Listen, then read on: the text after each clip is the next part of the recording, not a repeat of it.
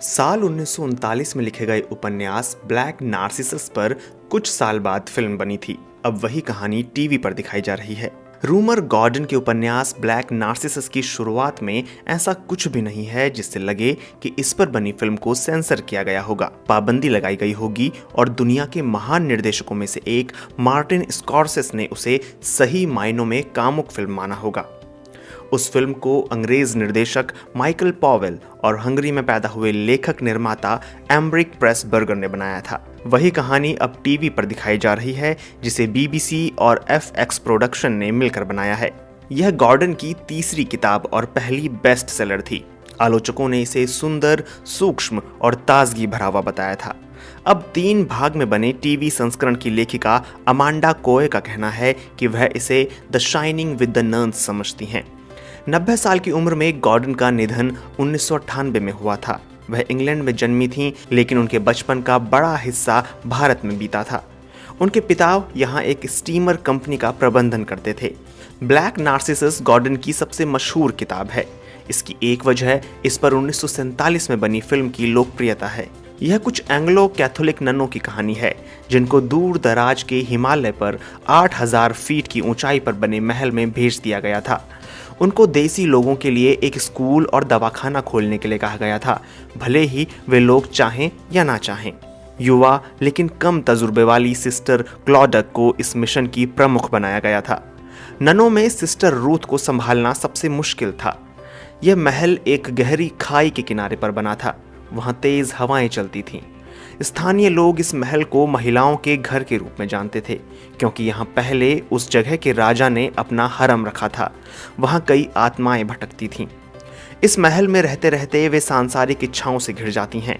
एक नन सब्जियों की जगह फूल के पौधे लगाती है और उसे बगीचे से प्यार हो जाता है। बच्चों को संभालने वाली एक नन अपने खुद के बच्चे के लिए तरसती है। सिस्टर क्लोडग युवा प्रेम संबंध की यादों से परेशान रहती हैं और सिस्टर रूथ गांव में रहने वाले एक लंपट अंग्रेज मिस्टर डीन के लिए वासना से भर जाती हैं। गांव की एक सुंदर लड़की कांची जब ननों द्वारा शिक्षित युवाओं का दिमाग फेर देती हैं, तो उनकी दमित लालसा और जोर मारती है। आखिरकार यह दबी हुई लालसा सैलाब बन जाती है और बांध तोड़ देती है। उपन्यास में यौन प्रसंगों को विस्तार नहीं दिया गया, लेकिन जब पॉवेल ने इसे पढ़ा तो उन्हें लगा कि ये कहानी पर्दे पर बेहद कामुक लगेगी। पॉवेल के क्रिएटिव पार्टनर प्रेसबर्गर गॉर्डन को लंच पर ले गए और फिल्म बनाने की अपनी योजना के बारे में बताया। गॉर्डन की जीवनी के मुताबिक उनको लगा कि अगर वे सेंसर की मंजूरी हासिल कर लेते हैं तो ब्लैक नार्सिसस की सही कहानी पर्दे पर आएगी। पॉवेल और प्रेसबर्गर ने फैसला किया कि ब्लैक नार्सिसस की शूटिंग भारत में करना बहुत महंगा और मुश्किल होगा। ब्रिस्टल यूनिवर्सिटी की प्रोफेसर सारा स्ट्रीट का कहना है कि पॉवेल ने इसे सकारात्मक तरीके से लिया। उन्हें लगा कि स्टूडियो के नियंत्रित वातावरण में वह शानदार फिल्म बना पाएंगे। क्लोडक की भूमिका के लिए डेबोरो केर और रूथ के लिए कैथरीन बायरन को चुना गया। पॉवेल के दोनों अभिनेत्रियों से संबंध थे। उन्होंने अपनी आत्मकथा में दावा किया है कि एक बार बायरन ने उन पर बंदूक तान दी थी। नग्न महिला और भरी हुई बंदूक प्रेरक चीजें हैं। बायरन ने इस कहानी को खारिज कर दिया था। उनके मुताबिक जब मुझे ब्लैक नार्सिसस ऑफर किया गया तब माइकल पॉवेल ने मुझे एक तार भेजा था जिसमें लिखा था कि हम आपको सिस्टर रूथ का रोल दे रहे हैं।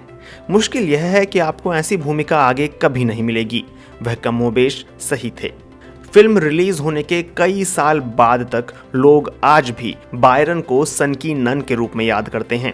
ब्रिटेन के दर्शकों ने फिल्म को बहुत पसंद किया। आलोचक इसे लेकर उधेड़बुन में थे और रूमर गॉर्डन को इससे नफरत थी।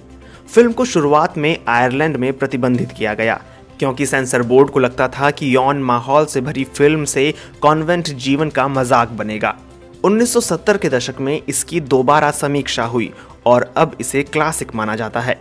जिसे भी इसमें शक हो उसे फिल्म के अंत का वह सीन देखना चाहिए जिसमें सिस्टर क्लॉडक उन्माद से भरी सिस्टर रूथ के कमरे में जाती हैं, जहां वह अपनी आदत के मुताबिक सुर्ख लाल रंग के लिबास में होती हैं। माथे पर पसीने की बूंदों के साथ रूथ अपने नम होठों पर लाल लिपस्टिक लगाते हुए सिस्टर क्लॉडक पर ताने मारती हैं। इस दृश्य को कामुक अंदाज में क्लोजअप करके फिल्माया गया था। अमेरिका में यह सीन भी काटा गया था। स्ट्रीट कहती हैं, लिपस्टिक वाले पल अविश्वसनीय थे। अपने आप में यह दृश्य बहुत कामुक है, लेकिन फिल्म में यह इस बात का डर दिखाता है कि रूथ जिस तरह की शख्सियत बन गई है वह दूसरी ननों में भी हो सकती है। टीवी के लिए बनाए गए नए संस्करण में यह सीन है। यह मिनी सीरीज पॉवेल और प्रेसबर्गर की क्लासिक फिल्म को श्रद्धांजलि देती है। मेलोड्रामा में कुछ चीज़ों को हल्का किया गया और कुछ थीम जैसे ब्रिटिश साम्राज्य के पतन को अधिक जोड़ा गया। वास्तव में इस फिल्म की यौनिकता इतनी सांकेतिक है कि इसे टीवी पर रविवार दोपहर को भी दिखाया गया तो कोई शिकायत नहीं आई। इसकी कुछ शूटिंग नेपाल में हुई है, लेकिन टीवी सीरीज के अंदरूनी हिस्से चीड़ के जंगल से बने सेट पर फिल्माए गए हैं। यह फिल्म फिलहाल स्ट्रीमिंग प्लेटफॉर्म ब्रिट बॉक्स पर उपलब्ध है, जहां यह एक चेतावनी के साथ आती है। इस चेतावनी का यौन या धार्मिक सामग्री से कोई लेना देना नहीं है, बल्कि यह बदलते सामाजिक मूल्यों से संबंधित है। इस क्लासिक ड्रामा में ब्लैक फेड प्रदर्शन है जो बुरा लग सकता है। अंग्रेज अदाकार जीन सिमन्स ने मूल फिल्म में कांची का रोल किया था। उस फिल्म में सिर्फ एक भारतीय कलाकार था, साबू, जो युवा जनरल बना था और सिस्टर्स से शिक्षा पाना चाहता था। नए टीवी संस्करण में विभिन्न नस्लों के कलाकार शामिल हैं। मिसाल के लिए कांची का रोल दीपिका कुंवर ने किया है, जो ब्रिटिश नेपाली अदाकारा हैं। यह सीरीज निश्चित रूप से नए पाठकों को गॉर्डन की किताब पढ़ने के लिए प्रेरित करेगी। टीवी सीरीज के साथ इस किताब का नया हार्डबैक संस्करण भी आया है, जिसकी भूमिका कोय ने लिखी है। वह इस उपन्यास को स्त्रियों की भव्य कविता कहती हैं, जिसमें सेक्स है, आध्यात्मिक करुणा है और मीठे मटर के पौधे लगाने की तड़प है।